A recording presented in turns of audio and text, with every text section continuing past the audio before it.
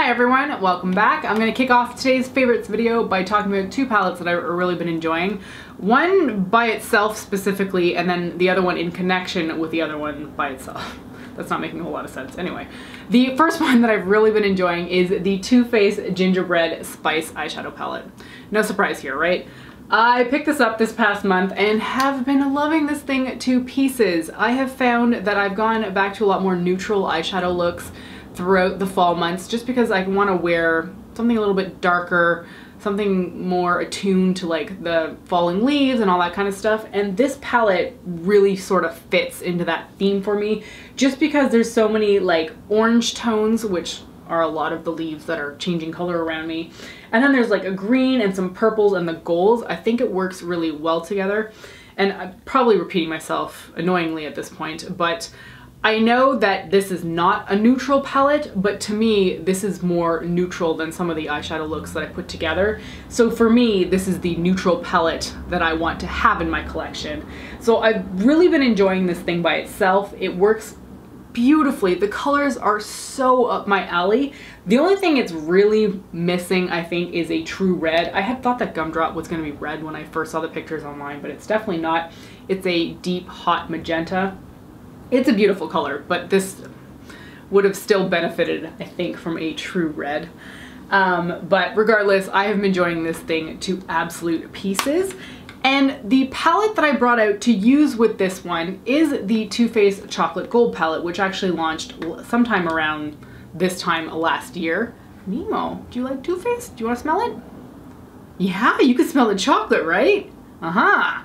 So this is the Too Faced Chocolate Gold palette, which is beautiful, don't get me wrong, but there's very limited mattes in here, so I can struggle a little bit when I'm trying to put together a look that doesn't use like neutral matte colors, so it's worked really well with the Gingerbread Spice palette because I can take the more warm neutrals that are mattes in here and put them together with colors from here that I would be more inclined to use as lid shades, and it's so freaking pretty. The look I put together yesterday used Famous on the lid, and then I just used a whole bunch of orange colors from the Gingerbread Spice palette, and I was just so happy with how the look came together. So I've been doing that a lot. I take a lid color from here and then a whole bunch of mattes from this palette, and the look is always gorgeous.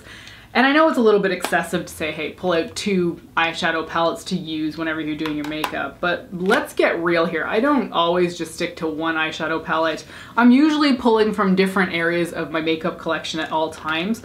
So it was actually kind of nice just to condense it to two palettes for a few weeks of the last month, and I've really been enjoying them. I can't wait to just use this more and more and more because I've done so many looks with this thing at this point. Like I put out that whole review video that had 5 looks in it, and I've not gotten tired of it. I keep going back to the Gingerbread Spice palette, and I'm really happy to be using Chocolate Gold again because I really did like it last year, but then of course we discovered new things and we don't use them as much, so I was happy to pull this one out and use it with this one. The next item is one that I have mentioned recently in my travel makeup bag, and it's because I always bring this highlighter with me when I'm going on vacation because it's in such a little baby tube. This is the Benefit What's Up highlighter that came in the Sephora birthday gift 5 years ago. Whenever Benefit had their birthday gift at Sephora, that's when I got it. And there's so much product in this thing that even though it's the only highlighter that I really bring with me on vacation, I cannot get through this thing. That being said, the color is so gorgeous that I don't actually want to run out of this thing because as soon as I finish this thing up, I will absolutely go buy the full-size product. But I definitely don't need the full size because this thing will not end. The color that comes off on this is so luminescent. It's beautiful. It's blinding at times depending on how the light catches it. And it seems to go with so many eyeshadow looks. I had originally thought that this would be a little bit too gold, but it's not. It's more of a champagne color, and it seems to match cool toned eyeshadow looks and warm toned eyeshadow looks without being like, I don't know, like I always want my highlighter to sort of match my eyeshadow, and I'm sometimes worried with champagne colors or gold colors that they won't necessarily match if it's a cooler tone look. Not the case with this one. It seems to really meld into my particular skin tone anyway and look absolutely beautiful. I've seen this also on other people and I'm always like, what are you wearing? And they're like, Benefit What's Up? And I'm like, that makes a whole lot of sense because I love it too. So yeah, highly recommend this one. If you can get a mini size, just go for it because this thing lasts forever. Hi, you really want the attentions, don't you? Hello, baby boo.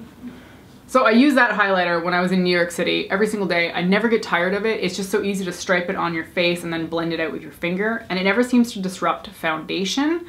That being said, I didn't actually wear foundation much on vacation. So it's great on top of just like plain skin too. So the other thing I ended up bringing on vacation with me, which was not planned, but I grabbed it on my way out the door, and I am so thankful that I did, because not once when I was in New York City did I end up putting on lipstick, because I always forget that for whatever reason, getting off the plane and landing in New York City, my lips go horrifically dry. And it's not just from being on a plane, it seems to be very specific to New York City, because I've traveled to plenty of other places in the world and I've not had the problem that I've had whenever I get to New York City, and it's just like really dry lips. And of course, then you don't want to put lipstick on top. So anyway, what product am I talking about, right? It's the Clarins lip oil. This is the shade Honey Glam. It's one of their special ones, so it actually has a lot of glitter in the lip oil, but you can get this in just their honey version, which is just like, it looks yellow, but it really just goes on the lips clear.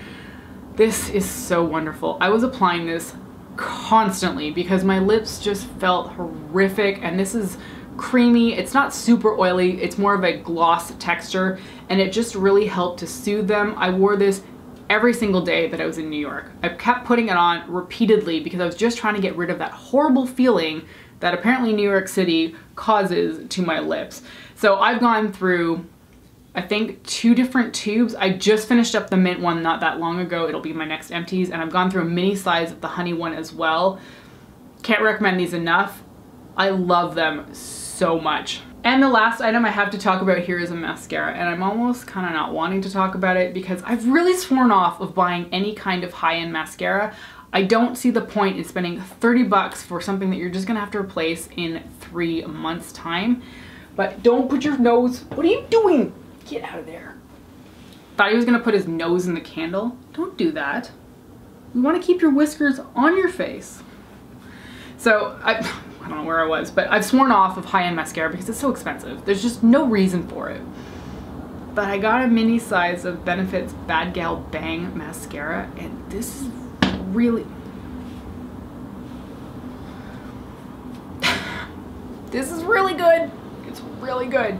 So I really only pick up high-end mascaras when I can get a mini tube of them. If it's on, like, I don't know, a coupon code on Sephora, or I can get it with my points, I will do so. And I got this recently and I really like it, and I didn't want to like it either. So it's a conical wand. So it tapers to a nice point. It's a really liquid formula. It packs on a heck of a lot of volume. This one's getting really gunked up because I've probably had it for 2 months now. But it's really good. I'm not saying that I'm going out and buying the full-size mascara because there are plenty of drugstore options that I really like, but if I can get this with my points, I absolutely will. It is so good. And if you're somebody who really likes buying high-end mascara, then maybe you'll want to check this one out. It's just the price point is really just a no for me. So I know mascara is very personal, so keep in mind that this one is quite wet. It's very voluminous. It can go kind of clumpy at times, so that's not everybody's, you know, cup of tea. And it does have a conical wand with plastic bristle brushes. It's not a natural fiber one, so it can get a little bit stabby near your eye, but I really do enjoy it. And if I can get it for my points, I will definitely be picking this one up again. So that's it for my favorites for the month of October. Thanks for joining me today. Let me know about something that you've been enjoying throughout the month, and I will catch you next time. Bye.